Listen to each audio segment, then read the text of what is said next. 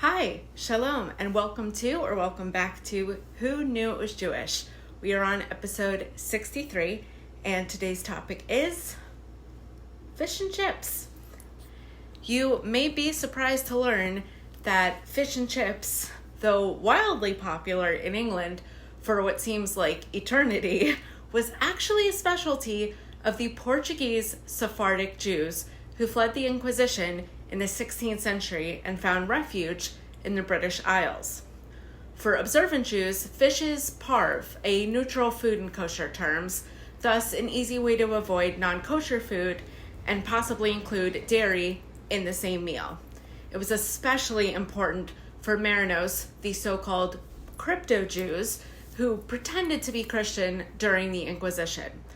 They ate fish on Fridays when meat was forbidden by the church, and also saved some to eat cold the next day at lunch to avoid cooking on Shabbat.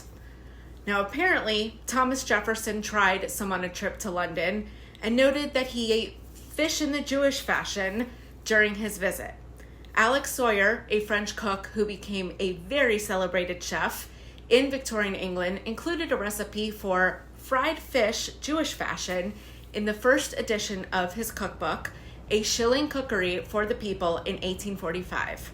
Sawyer's recipe notes that the Jewish manner includes using oil rather than meat fat, presumably lard, which made the dish taste better, though also made it more expensive. There is some dispute, though, about where and when the chips, what we Americans, of course, call French fries and the French call pommes frites.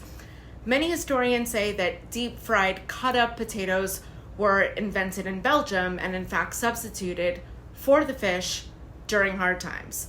The first time the word chips was used was in Charles Dickens' A Tale of Two Cities in 1859, husky chips of potato fried with some reluctant drops of oil. The official pairing of fish and chips didn't actually happen until a few years later. A Jewish cook, an Ashkenazi immigrant named Joseph Malin, opened the first British chippy, aka fish and chip shop, in London in 1863.